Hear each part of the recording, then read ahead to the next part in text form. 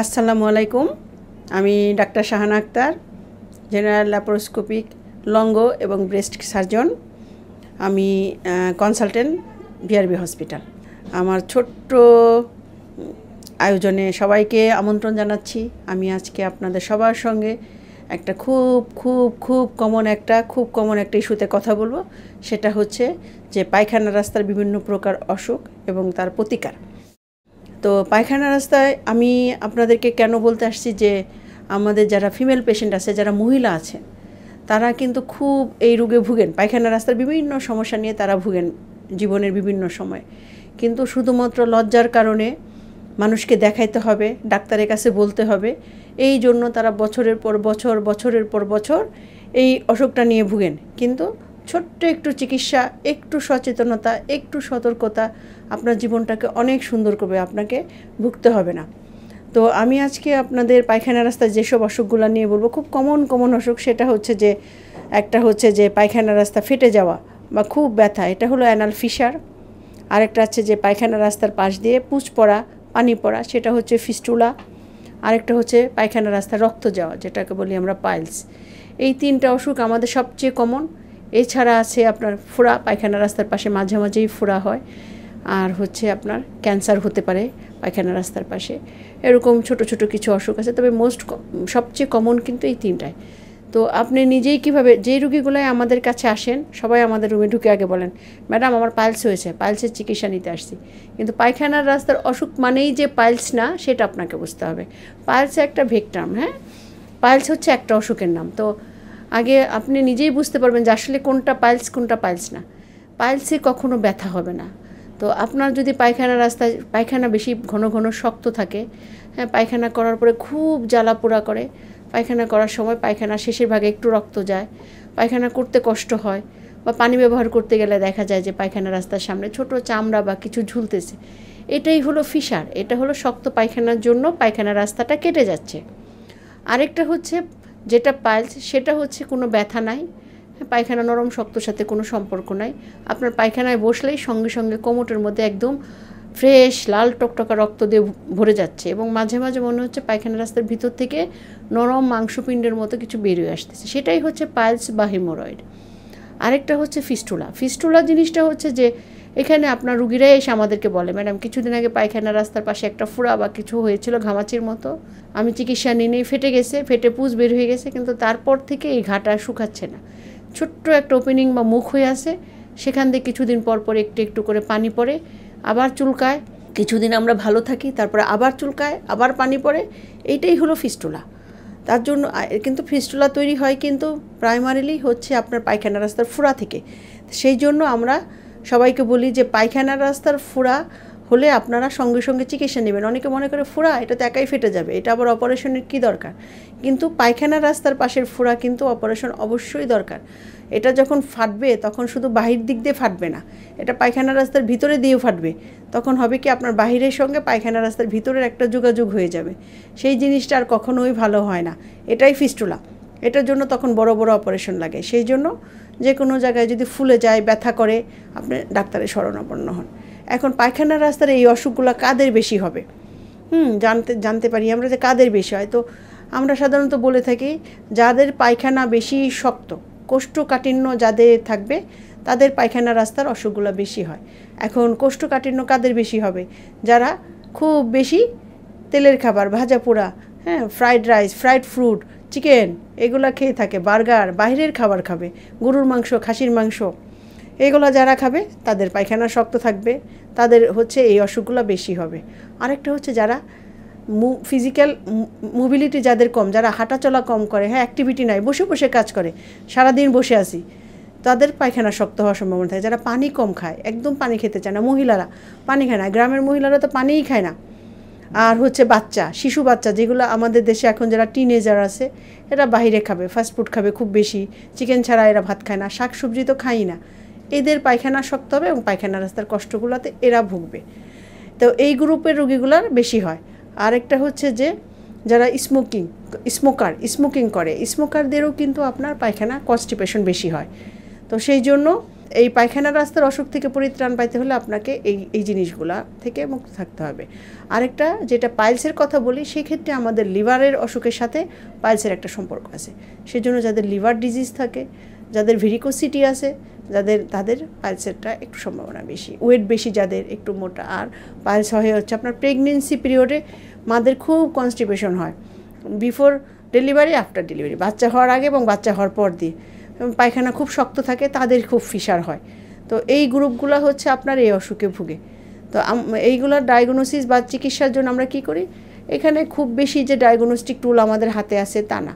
হ্যাঁ, সরাসরি আমরা ক্লিনিক্যালি এগুলো বেশি ডায়াগনোসিস করি। আমাদের কাছে আসলে আমরা পায়খানা রাস্তাটা দেখি এবং ছোট্ট একটা মেশিন আছে যেটাকে বলি প্রোক্টোস্কোপ, সেটা দিয়েই আমরা ডায়াগনোসিস করে ফেলি। তারপরেও যদি আমাদের কাছে মনে হয় না উপরের দিকে আমাকে আরও দেখতে হবে, তখন আমরা কোলোনোস্কোপিটা করে নিই। এছাড়া আপনি এমআরআই করতে পারেন, সিটি স্ক্যান করতে পারেন, ওটা যে রুগীর যেটা লাগবে। তবে প্রাইমারি টুল হচ্ছে আপনার চোখে দেখা এবং প্রোক্টোস্কোপি। আজকেও আমার একটা পেশেন্ট আসছে যে এসে বলতেছে, ম্যাডাম আমি এত বছর পরে আসলাম, তার একটাই কারণ হচ্ছে যে আমি প্রথম থেকেই শুনছি যে পায়খানা রাস্তার অসুখের কোনো ভালো চিকিৎসা নাই, ডাক্তারের কাছে গেলেই বলে অপারেশন করেন, এবং অপারেশন করলে আবার এটা হয়, কোনো রুগী ভালো হয় না। সেই জন্য আমি হোমিওপ্যাথি খেয়েছি। এখন হোমিওপ্যাথি খাওয়ার পরে আমি ভালো হই না, এই এত বছর ধরে শুধু কষ্ট করছি। এখন এমন হয়েছে আমি পায়খানা করতে পারতেছি না, পায়খানা রাস্তায় টাইট হয়ে গেছে। তো এইটা একটা ভুল ধারণা। হ্যাঁ, পায়খানা রাস্তার খুব ভালো চিকিৎসা আছে, কেন চিকিৎসা থাকবে না? এবং অপারেশন করার পরে আপনাকে 100% গ্যারান্টি কেউ দিবে না যে আর কোনো দিন এটা হবে না। তবে আমি যত রুগীর এই পর্যন্ত চিকিৎসা করছি, আমার কোনো রুগী আজ পর্যন্ত ফিরে এসে বলে নাই যে ম্যাডাম আমার এটা আবার হয়েছে। তো যেহেতু আমার কোনো রুগী আমাকে বলে নাই, তাহলে আমি কেন বলবো যে এটা আবার হয়? তো সেই জন্য চিন্তা না করে আপনারা চিকিৎসা নেন, ভবিষ্যতে কি হবে সেটা দেখা যাবে, হইলে হোক, না হলে ভালো থাকেন, কিন্তু এখন তো ভালো থাকা লাগবে। সেই জন্য পায়খানা রাস্তার অসুখ হইলে আপনারা আমাদের কাছে আসেন। সবার যে অপারেশন লাগবে তা না, শুধু একটু যদি আপনি লাইফস্টাইলটা মডিফাই করেন, ফুড হ্যাবিটটা চেঞ্জ করেন, খাবার দাবারটা শাকসবজি, সবুজ শাকসবজি বেশি খান, সবুজ ফল খাবেন, পানি খাবেন, আঁশ জাতীয় সবজি খাবেন, একটু ফিজিক্যাল অ্যাক্টিভিটি বাড়াবেন, দেখবেন আপনি কখনোই কোষ্ঠকাঠিন্য হবে না। পায়খানা রাস্তার এই অসুখ থেকে আপনি অনেক ভালো হয়ে যাবেন। আর অপারেশন তো সবার লাগবে না, অল্প কিছু সংখ্যক রুগীর লাগবে, কিন্তু যাদের লাগবে তাদের নেওয়া উচিত। এটা হলে কি হবে, এই অপারেশন না করার জন্য, এই একটা ভুল ডিসিশনের জন্য মানুষ বছরের পর বছর ভুগে। এবং আমাদের দেশে কিছু অসাধু লোক আছে যারা চিকিৎসার নামে রাস্তার পাশে লিখে রাখে, হ্যাঁ, বিনা চিকিৎসায় পালসের অপারেশন করে, গেজের অপারেশন করে, হাবিজাবি রাখে, এবং রুগীরা তাদের কাছে দৌড়ায় যায়। গেলে কি করে, অ্যাসিড দিয়ে পায়খানা রাস্তাটা পুড়ে দেয়, যার ফলশ্রুতিতে এই ঘাটা কখনোই শুকায় না, বা যাদের শুকায় তাদের পায়খানা রাস্তাটা সারা জীবনের জন্য টাইট হয়ে যায়। তো পরবর্তীতে আমাদের কাছে কিন্তু আসে যে মানে আমার এই অসুবিধা, কিন্তু সেটা সমাধান করাটা খুব কঠিন হয়ে যায়। তো সেই জন্য এই কমপ্লিকেশনে আপনারা যাবেন না, আপনারা সরাসরি ডাক্তারের সাথে যোগাযোগ করেন আপনাদের অসুবিধা হলে। আর অনেকে বলে যে পায়খানা রাস্তায় অপারেশন করলে নাকি পায়খানা ধরে রাখা যায় না, এই একটা ভুল বুঝাবুঝি আছে। না, এরকম কোনো কিছু নাই। কেন আবার অনেকে এসে বলে পায়খানা রাস্তা অপারেশন করবেন, তাহলে তো আমি পায়খানা করতে পারবো না, তাহলে কি আমাকে পেট দিয়ে পায়খানা রাস্তা বের করে দিবেন? না, এটাও ভুল ধারণা। হ্যাঁ, পায়খানা রাস্তা অপারেশন করলেও পায়খানা করা যাবে, পেট দিয়ে পায়খানা রাস্তা বের করতে হয় না। সেই জন্য এই যে ছোট ছোট ছোট ছোট আপনাদের ভুলগুলো আছে, বা ভুল জানাগুলো আছে, ভয়গুলো আছে, ভীতিগুলো আছে, সেগুলো সমাধান করার জন্যই কিন্তু আমরা। তো সেই জন্য আপনাদের যে কোনো ভীতিতে, যে কোনো কোশ্চিন আপনি আমাদের সাথে যোগাযোগ করেন, এখানে না করেন, ইনবক্সে আমাদেরকে কোশ্চিন করেন, আমি অ্যান্সার করে দেব। তারপরেও যদি মনে হয় না ম্যাডামকে একটু দেখাবো, হ্যাঁ চলে আসবেন, আমি আপনাদেরকে দেখে দেবো, কোনো অসুবিধা নাই।